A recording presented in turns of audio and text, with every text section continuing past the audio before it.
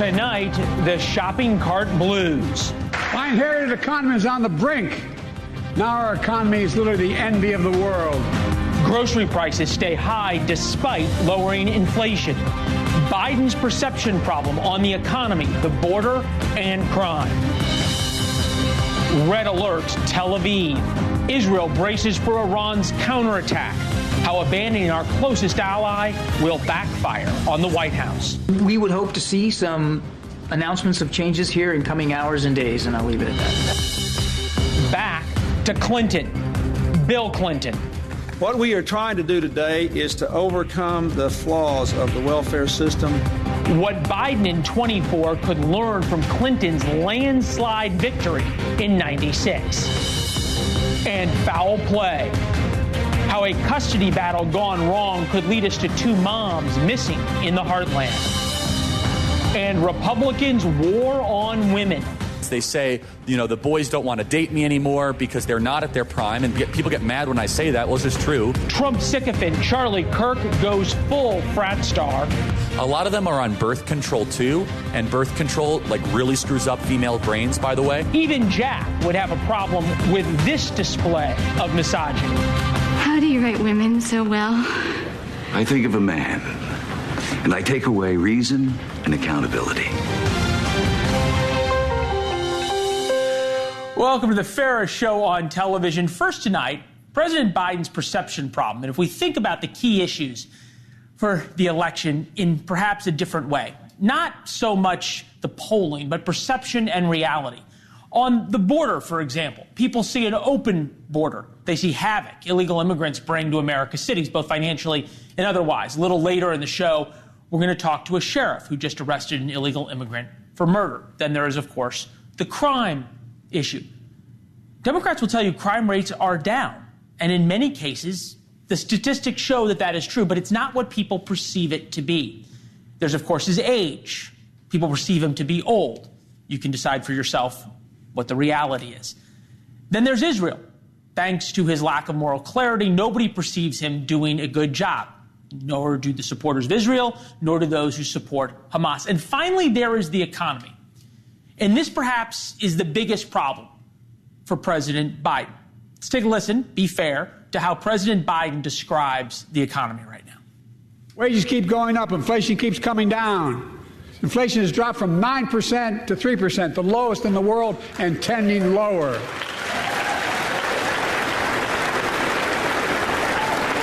The landing is and will be soft.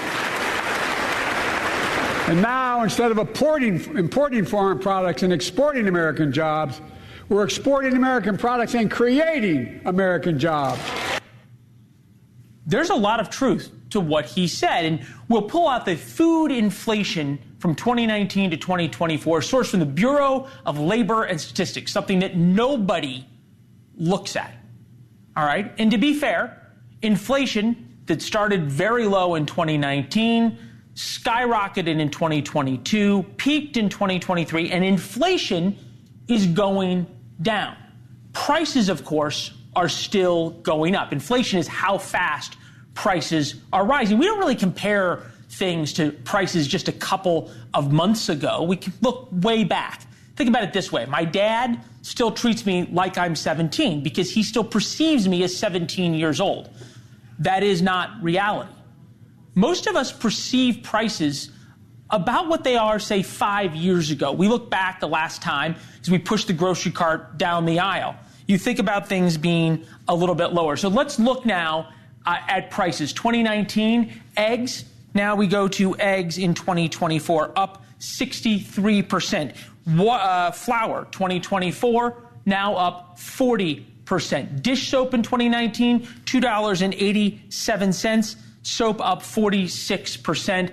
And we saw flowers there. Trish Regan, co-founder of the investment research firm 76 Research, host of the Trish Regan Show, is with us now. Trish, it is good to see you. You know, I'm a bit of a music fan, as I know you are. 1959, Eddie Cochran recorded that song, Summertime Blues, the teenager who was in love. There ain't no cure for the summertime blues. I won't sing, you can later. Is there a cure for the shopping cart blues? Yeah, you got to lower inflation. You got to get this thing in check. I mean, I saw the graph you put up.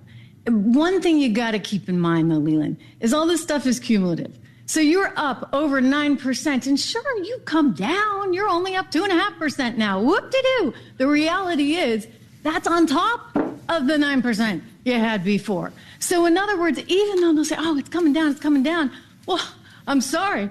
It went way up, and it still hasn't actually gone down. Now, you don't want it to go totally down, right? Because then you get a whole other scenario. I mean, if you have disinflation, then nobody's actually going to buy anything today because they're going to wait, thinking it's going to be less tomorrow. So you always want a little bit of inflation in the economy. The Fed tends to shoot for 2 to 2.5%. And sure, maybe we're getting back there now. But the reality is this. You know what? You can't wash away those memories because they're still fresh. And incomes haven't kept up. So if inflation overall is up cumulatively, let's call it 18%, it's probably a little bit higher. Well, incomes are up roughly 15.5%. That's adjusted for inflation. So guess what? We're not keeping pace. And then you think about those eggs. Boy, up 63%. It makes it hard. Right. It makes it hard, obviously. And I think it's fair to say that the people who get squeezed the most in this is the working class voter, right? Because that's who had, to borrow a phrase from President Biden, the least amount of breathing room. Here's an interesting couple bits of sound we found from some of our local affiliates about grocery prices. We had no inflation. When you go grocery shopping, what is your bill like? It depends. If I'm grocery shopping for just basic household stuff, my grocery bill can be, hell, it's never $20. It's anywhere from $50 to $200. Is there a way for working class Americans to fix this problem before November? Before November? No, absolutely not. I'm sorry, like the train left the station. I was sitting here in August 2020 saying, hey, wait a second, be careful with the next stimulus check. Can someone get the Fed under control? We got to stop printing money. At some point, this is going to come back to bite us. And that some point is now. I mean, at some point was probably last year. I want to get to a soundbite. I'm glad you brought up 2020. Because in 2020, Donald Trump was president of the United States. And you make a good point. He never wanted the Fed to stop, right? He wanted to keep interest rates very low and keep printing free money and added more to the national debt than just about any other president. Here's Trump, though, talking about inflation right now. We had no inflation. Inflation is destroying the middle class. It's destroying everything. Inflation, if you look back over the history, hundreds of years back, inflation is called a country buster. And that's what it's doing to our country. What's happened with inflation has been unbelievable. Has Trump gotten a little lucky here in that he got to enjoy the benefits of printing a bunch of money all the way through his tenure in office? Now the chickens came home to roost for Joe Biden. Not that he did anything to stop it, but Biden is getting blamed because he's commander-in-chief, and Trump can sit there and go, hey, it wasn't me. Things were great when I was here. Well, it's a little bit of luck. Any president is going to have to deal with the cyclical nature, right, of an economy. But also you hope that president has economic policy in place vis-a-vis lower taxes, less regulation, hopefully some incentive to onshore capital that's been scattered overseas. You want the right kind of business environment to be growing the economy. I'll give Trump's economic team, my former co-host Larry Kudlow was on that one. You know what? They were smart. They did the right thing. They got good policies in place. And I'm telling you, people, they think this stuff is boring. I'm telling you, this is what matters. This is what is a game changer. As for the middle class, you know what? I've looked back over these numbers, and ahead of March 2020, when the whole nation shut down, guess what, Leland? You saw the most income growth for median income in the last some 50 years. And that was under the previous administration.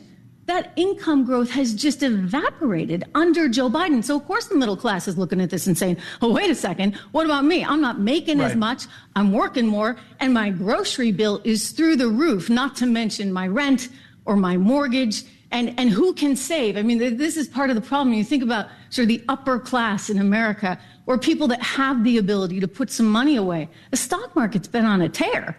right? I mean, so that's been game on, and people have been able, if you're in that sort of upper class and you're putting money away, you're making money. But we're becoming increasingly this sort of hourglass where the middle class is squeezed. You get a lot on the bottom, really struggling, maybe getting some government handouts. You got a lot on the top, and everybody else in the middle is like, what about me? Right. No, look, we talked about it yesterday with Mike Rowe, the death of the American dream for so many, in so many different ways. Trish, I like the hourglass idea. Thank you very much. Well said, well described. We'll talk soon. Good to see you. All right. Donald Trump will be hosting a fundraiser this weekend that's expected to bring in $43 million. It would be a record haul that would blow away President Biden's recent record haul of $26 million, a star-studded event in New York City. Former Presidents Bill Clinton and Barack Obama came. They joined Biden at Radio City Music Hall. It was something that the media didn't stop talking about. This morning, the Biden campaign is preparing to host a star-studded fundraiser with 3 presidents. Headlining an event at Radio City Music Hall that raked in $25 million. $25 million. Raising more than $26 million for raised a record-breaking $26 million during an unprecedented fundraiser. The records, the unprecedentedness was stunning, star-studded. Somehow Trump besting Biden by 17 million is a sign, according to the media, of weakness, at least according to Bloomberg. Quote, Donald Trump is being forced to turn to the rich and the elite as his rallies fail to whip up enough small dollar donations to fund his campaign. Or as Axios writes, a source involved in Biden's fundraising operation was skeptical of the total being touted for Saturday's event, saying that, quote, getting everyone to max out in April is not a sustainable way to fund a campaign. Trump's Palm Beach dinner will bring together some fellow billionaires and former presidential candidates. Tim Scott, Vivek Ramaswamy, Doug Burgum will be attending. We're going to be fair, and we're going to wait until Monday to see what the coverage of Trump's record is. But just so we understand where the standard is right now, Biden raises $25 million, $26 million, and it is a blowout. Trump raises $43 million, and it is a sign of weakness. And people, especially here in Washington, wonder why Trump attacks the media. Bill Clinton won re-election in an overwhelming landslide. Why Joe Biden isn't following the same playbook. It is wrong and ultimately self-defeating for a nation of immigrants to permit the kind of abuse of our immigration laws we have seen in recent years. Bill Clinton also got Israel to make huge concessions to the Palestinians. Remember that famous Rose Garden handshake with Yasser Arafat? There it is. President Biden desperately wants Israel to make concessions. What he could learn from the Clinton method. Would hope to see some announcements of changes here in coming hours and days, and I'll leave it at that. That's short. Hours and days. Pictures of the White House right now on a beautiful April evening here in Washington. President Biden's poll numbers are improving ever so slightly. It's been a rough week for the White House, especially on Israel. We'll get to that in a minute. There's still nowhere near in terms of poll numbers where Democrats want them to be. There was one president, the first Democratic president to win re-election since FDR, first elected Democrat. That was Bill Clinton in 1996. Stung by big losses in the midterms, Clinton tacked to the right, the hard right. Here were some of his ads. President Clinton increased border patrols 40% to catch illegal immigrants. Record number of deportations. No welfare for illegal aliens. Anti-drug programs for schools. Head Start to give young people a chance. 100,000 police to patrol our streets. Strict time limits on welfare benefits. Teach values in our schools. No work, no welfare. Moving right worked. Clinton won in a landslide. It was a historic win. Delivered the largest win for Democrats since Lyndon Johnson in 1964. As I said, the first Democrat to be reelected, well, since FDR. By every standard, though, Clinton would be considered a right-wing kook today. On some issues, he would be to the right of Donald Trump. Tax cuts for families and on capital gains, death penalties for drug kingpins, welfare-to-work programs, mandatory school uniforms. Imagine if somebody said that today. Missile strikes against bin Laden, closing the border, and he was the guy who signed a ban on gay marriage. Hank Scheinkopf is here, political strategist whose client list included Bill Clinton. It is good to see you, Hank, why don't you think Joe Biden, in an election year, on any of these issues, is tacking to the center? It's a different Democratic Party than it was in 1995 and 1996 when the Clinton campaign really went into high gear in his reelection effort, number one. Number two, he's got to contend with a Congress that is a House that's likely to become Democratic, that is much more difficult than the Republicans in many ways that Bill Clinton had to deal with. Bill Clinton was a Southerner. They were led by Southerners. They knew how to relate to one another, and that's where a lot of the resentment came from. It's a very different world. And the other problem is Democrats themselves. Bill Clinton understood that you fight a fight. The Democrats understand that you talk a fight today. That's not how you win campaigns. You think about sort of these key issues, right? Israel, climate change, immigration, crime, a number of the ones that Bill Clinton ran on. Would the Democratic Party right now allow Joe Biden to tack to the center on any of those? He would be beaten up on a regular basis by representatives of the different constituent groups that the Democrats think they represent. The difference here is that the Republicans are not so much a party, but a coalition of people who think the same in states of a reconstructed confederacy. The Democrats are a party that doesn't think the same about anything, with a group of constituents that agree about nothing except they don't like the Republicans. That's not a way to build an operation that has long-term value. All right, so you think about, though, you said the reconstructed confederacy, but if you think really about the swing states, Michigan, Pennsylvania, Wisconsin were not the reconstructed confederacy, and those are all three swing states where, in the averages, Donald Trump is doing very well. But except for Pennsylvania, where you had a significant Civil War battle, those have really never been swing states. The places I'm talking about are the border states. The problem here for going backwards, the problem for Biden is not so much that they're swing states as that they were the bastions of blue-collar America that have today become places where Donald Trump is appealing in many cases because he represents the people who are angry that blue-collar America not only doesn't exist, but it feels inherently disrespected and misused. All right, so you make a great point, and I think you're picking up on something we talk about all the time, right, which is blue-collar America, working-class America. The class divide now has made the Democratic Party the party of the elites, of the coast and of climate change and all of these sort of luxury limousine liberal issues that it didn't used to be. What does Biden do now for 2024 if he can't follow the Clinton playbook? If Donald Trump does not become the issue, the singular one for Joe Biden, it is likely that Donald Trump could win this campaign. They're dealing with an enemy they haven't seen before. This is a guy who knows no compunctions. He, like the best of the Republicans, Roger Ailes, Roger Stone, and others, won campaigns that were impossible to win. Guys that have passed on. They were extraordinary consultants when they were in the field. I worked against them and worked with some of them in nonpartisan efforts.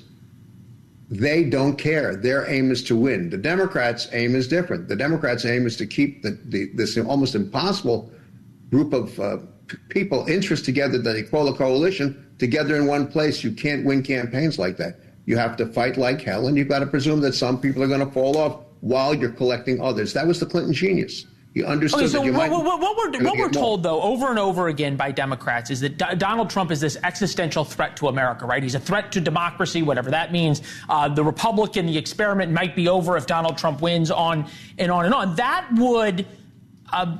would seemingly justify doing anything possible, right, to save the presidency, including tacking to the center. What you're describing to me is a strategy almost like 2016, where Democrats said, oh, there's no way Donald Trump could win because he's so terrible. We know he's so terrible. His supporters are deplorables. So it's just going to be a referendum on Trump. My view is that, yes, partially, but I think the tactics matter when we make those kinds of statements. And I appreciate what you're saying. You want to deal with Donald Trump, you have to be very creative and clever. And you got to take him head on, because if not, he's going to take the advantage. Because unlike the Democrats, Donald Trump has only one desire: to win the election. The Democrats want to deal with their constituencies. They want to make everybody feel good. If I were in that campaign, I must tell you, and I had any control, it would not be about making people feel good. It would be about how to beat the opposition. Then there are ways to do that in the states we've talked about. Well, look, people feel awfully good when they win. I don't know. That's just, maybe I'm old-fashioned in that sense. No, you're right. You're right. Yeah. Winning is the only thing that matters in campaigns. Losing doesn't matter. Democrats have forgotten to win. Yeah, winning is not everything. It's the only thing. It's all that matters in politics. No trophies for second place or participation trophies. Hank, it's good to see you. Thank you. Thank you for having me on. Yeah, you might have seen these two women. They were just traveling 16 miles to pick up a couple of kids. So what really happened to two moms in Oklahoma? They vanished in 16 miles. Understandably, police say likely foul play. But this evening, there are even more questions than answers. And why aren't the families helping find these two women? Two missing moms disappeared somewhere in one of the most remote parts of America. Veronica Butler, 27 years old, Jillian Kelly, 39. They were driving from Houghton, Kansas to Eva, Oklahoma. You can see there right on the border. Because of a bitter custody battle, the other mom came along for support. Neither ever made it to pick up the kids. Police found their car abandoned in a rural area. Almost all of this is rural Oklahoma, with no trace of the moms. That unknown is what has created it suspicious for us at this time. Sheriff's office deputies approach the vehicle and these women are gone and they're nowhere to be seen. Brooke Schaefer joins us from Texas County, Oklahoma, right there on the Texas-Kansas border. Brooke, all right, how far into the search are we? These moms have been missing since Saturday at this point, Leland. Still not a lot of information on what happened out here. Like you said, this is a very rural spot in Oklahoma. The closest town to where we are standing is probably about 15 miles from us. Cell signals going in and out, so there's not a lot of, surveillance cameras. There aren't a lot of witnesses out here, so that's definitely a difficult layer in trying to track them down. But yesterday we got a major update from investigators. They said they now have some evidence either in or around the abandoned car that these women were traveling in that leads them to believe there's foul play suspected in the suspicious disappearance of these two moms. Today, we came out here to this rural area to really see it for ourselves, see what these women were potentially dealing with, see what investigators are battling right now. And you see on your screen, we met a couple of people who were actually out here on horseback. They were just volunteers. They got in their car. They drove about 4 hours to come down here to try and find these two moms. They said they were looking for any evidence that could maybe lead to their whereabouts. Here's one of them. I talked to them. Take a listen. What made you want to come out here and search? Just nobody looking, and I felt bad for them. I have a farm with horses, and we had talked to the sheriff, and he said, we'll take all the help we can get. And so I called my hand, and I was like, let's go. When you get on these horses, what are you guys going to be looking for? What are you hoping to spot? Grass that's been knocked over, or just anything tracking-wise, footprints, tire tracks, whatever goes off into the grass, or just any signs of foul play. So, Leland, the Oklahoma State Bureau of Investigation is right now handling the suspicious disappearance of these moms. I actually just got off the phone with their public information officer, and I said, do you think that these women are still alive? He said, as of today, they are still hopeful to find these two moms alive. But as of right now, no sign of them. No one has been arrested. And they're also not sharing whether or not they have any suspects or persons of interest in this case, Leland. Yeah, you think there's so much here, right, and yet so little to go on because, as you point out, rural Oklahoma, not a lot of surveillance cameras around. The distances between these towns is enormous. There's a lot of country roads, a lot of farm roads to move around on. What do we know about where the car was found? Was it abandoned next to a side of the road? Was there any attempt to hide it? Had it been burned? Anything like that? Yeah, so this is actually the area where we're standing. This is where these moms were supposed to meet up. This is where they were supposed to pick up Veronica Butler's two kids. Where they found the car was about 10 minutes away from here, so they really were not far from their destination. I talked to a witness today. He did not want to go on camera, but he told me that he saw the car that these women had been in. He saw it abandoned. He said there was nobody around it by the time he saw it on Saturday morning. He didn't get close enough, he said, to see if there was any broken windows or anything like that. But he said that the car was parked sort of in the brush right off of the highway, not really necessarily a normal spot that you would pull over. Again, investigators are saying that they have evidence either in or around the car, leading them to believe there's foul play in all of this. We've heard some rumors that there was maybe blood around the car. We haven't been able to independently confirm that. I've tried asking investigators about that multiple times. So far, they are not willing to confirm whether or not that was the case, only saying that they believe there's foul play because of something they have seen either in or around the car. Yeah, and then you think about what those moms would have been going through, what those two women were going through. You're right. Hidden in the brush is not exactly where you'd think cars would be in a normal situation. Terrifying times. All right, Brooke, thank you very much. We appreciate it. Obviously, a lot more on this throughout the night with Ashley Banfield at 10 Eastern. The sheriff in Butler County, Ohio, arrested and charged a 7-time deported illegal immigrant with aggravated murder. Furman Garcia Gutierrez has not only been deported 7 times, he's been in the Butler County Jail, just one jail in Ohio, 11 times, with 7 different names and 3 different birth dates. His rap sheet includes possession of drugs, having weapons while intoxicated, obstructing, and also he has been held by ICE detainers for a number of times. Butler County Sheriff Richard Jones knows where he places the blame. Now, I've spoke a lot. This is killing us and it's destroying our country. Everybody, it's affecting all of us in Butler County times the 3,300 counties in the United States. These people aren't doing anything, and they're causing it. It don't matter who elected them, what they done. We've elected these people, and they're not responsible, is what they're telling us. All right, Sheriff is with us now. Sheriff, we appreciate it. I'll get to the politics in just a minute, and we'll talk about it. I want to understand just what happened briefly with Garcia Gutierrez, who he allegedly murdered, and how you guys caught him. Listen, we're not releasing who he murdered till the family's been notified. It was a terrible, terrible, brutal murder. He's been caught with guns before. He's been charged with domestic violence. He's been in our jail 11 different times under 20 different charges. He's been deported and been deported and been deported. He gets back out. He goes to prison. He gets back out. He comes right back to this area, and now he's in our jail. They discovered a body in his house, and he's been charged with aggravated murder. It's a very, very serious charge, and he's one of many, and we're a distance from the border other than Canada. Ohio borders Canada. We're between Cincinnati and Dayton. This guy is no more than an animal, and we don't know how many more people he has killed. He's always got a handgun. He belongs to gangs. He sells drugs. We've had 1,000 different illegals in our jail in 2 years. 1,000. A total of 2,000 crimes between the 1,000 people that's been incarcerated from all over the world. We're in Ohio.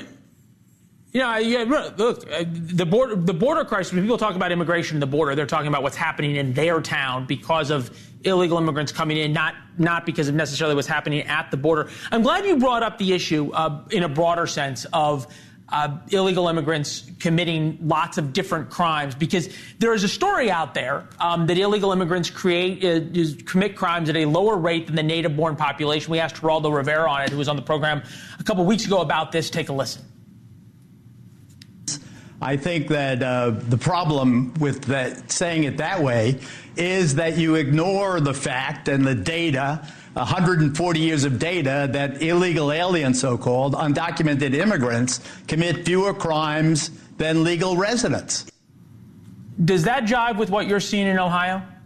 No, it does not. And hey, listen, I've got my homegrown criminals. I've got enough trouble dealing with them. I don't need some country to empty out their prisons and send these people over. And here in Ohio, we have 1,000 illegals from all over the world been in our jail in Ohio and have committed over 2,000 crimes, have a total cost to the taxpayers in our county, $4 million.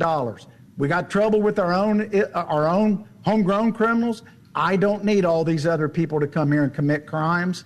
And they take off. ICE deports them. They take them to the border, send them out. They come right back. The gang activity, it's an invasion. And I want to talk about Mayor Orcas. I told people at our last press conference that he should be sued. Anybody that's been a victim of a crime, in the United States should sue him. He won't always work for the president of the United States. They should sue him personally. Make him pay for this. This is not ending today. We have 5,000 people killed in the state of Ohio just because of fentanyl, which comes across the border. Chinese brings it over. And Geraldo, he's absolutely not correct at all.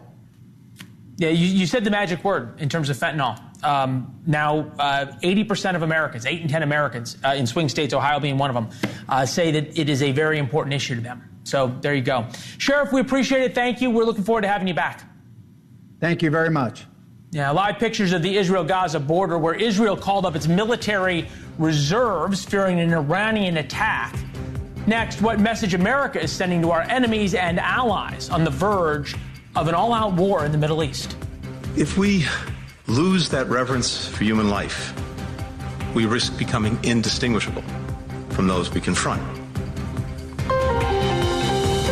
Is on a heightened level of alert, red alert, you might say. The Israelis have called up their military reserves. The CIA is warning of a possible Iranian attack within the next 48 hours. Phones and car navigation systems in Tel Aviv now tell drivers they are in Beirut.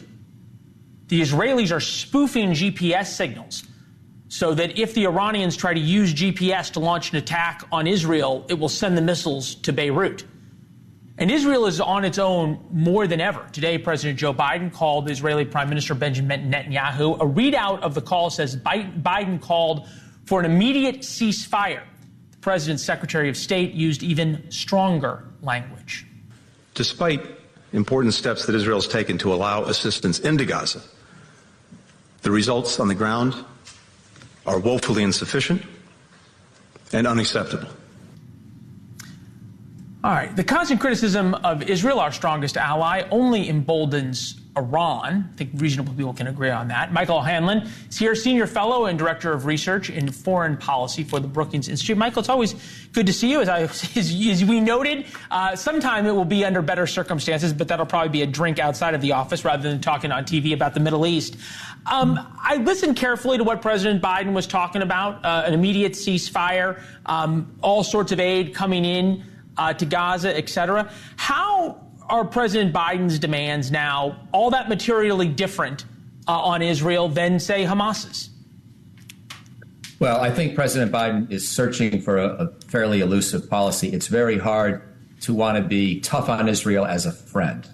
As you know, we're providing them much of their weaponry. We do not oppose the fundamental goal of their military operation, which is the elimination of Hamas as a viable organization. And yet we feel that Israel is not doing enough to protect innocent Palestinian life. The problem is, and I happen to agree with all those vantage points, the problem is how do you craft a new policy that would be more effective in protecting life while still going after Hamas?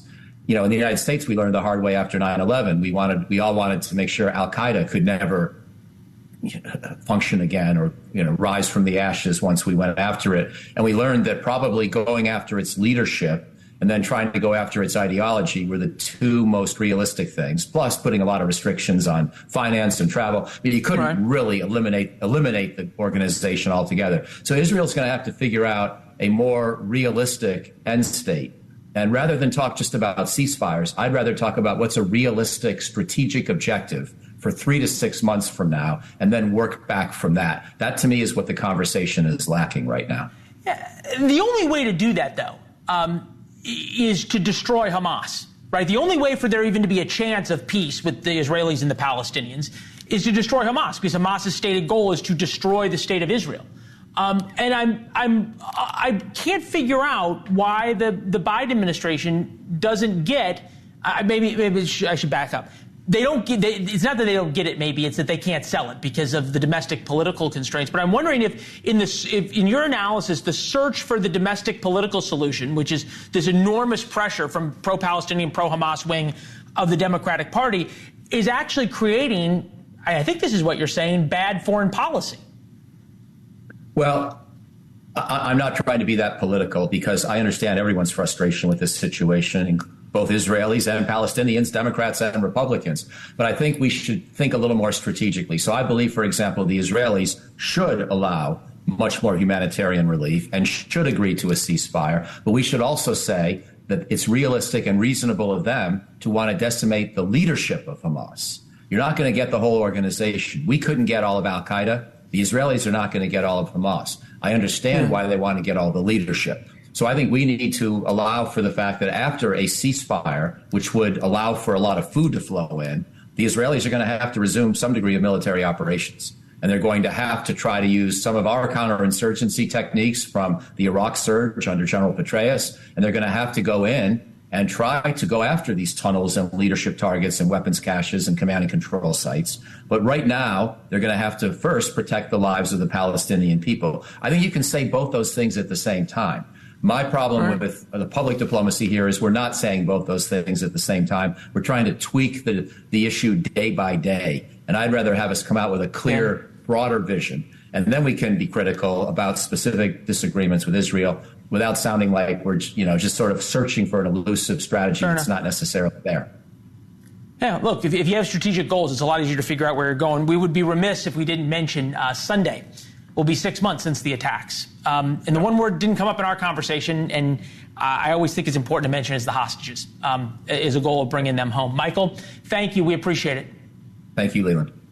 Yeah, we finally found something Trump sycophant Charlie Kirk on one side and out-of-work liberal commentator Don Lemon have in common. They both really, and I mean really, these guys have something special. They really know how to charm the ladies when we come back. Straight from the book, How to Win Friends and Influence People, Trump sycophant and very influential radio host Charlie Kirk finally figured out how to really win the women's vote for Republicans. Here he is talking to conservative college women. We've basically told a great generation of young women, don't get married, don't have kids, go get a corporate job, and it's created mass political hysteria. And then in their early 30s, they get really upset because they say, the boys don't want to date me anymore because they're not at their prime. And people get mad when I say that. Well, it's just true. That must have been the wrong clip where he was trying to charm everybody. So I think we have another one. A lot of them are on birth control, too. And birth control, really screws up female brains, by the way. Oh, and there are more. Bachungar Sargon's here, opinion editor of Newsweek, author of the best book out this month. It's called Second Class, How the Elites Betrayed America's Working Men and Women. It is good to see you. Charlie's a real charmer, isn't he? I actually like Charlie. I think he's doing a really important thing, which is trying to make conservatism look cool to a younger generation, which is, God's work, whether you're a liberal or conservative. Young people should have a choice, right? They shouldn't all be funneled into the woke paradigm.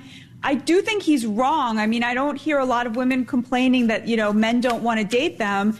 There is a coming sexual apocalypse, though, and it's this, Leland. More women are going to college, and when women go to college, they become very liberal, as opposed to men who when they go to college, they become, slightly more liberal or remain conservative.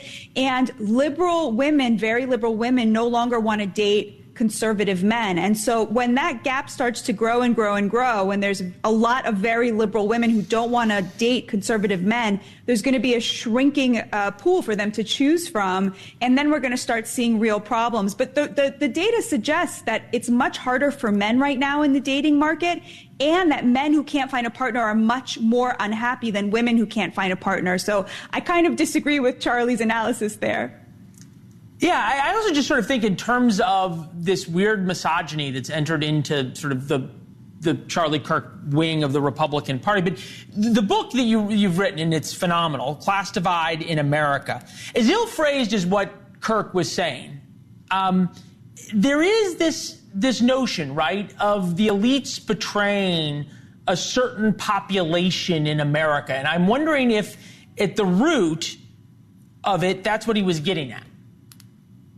I think so. I mean, I think this idea that the family having a monogamous relationship that begins when you're young, in your 20s, and carries through your life, that idea is very much sneered upon by a certain kind of leftist elite that controls the culture right now in a big way.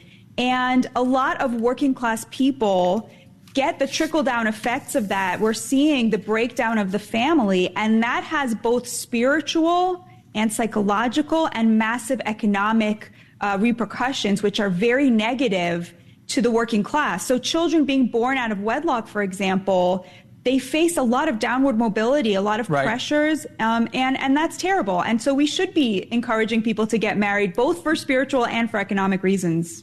Look, it's the worst thing, right, that can happen to a kid almost in terms of predicting their outcome is to be from a single parent household. It's not a statement of feeling. It's a statement of fact.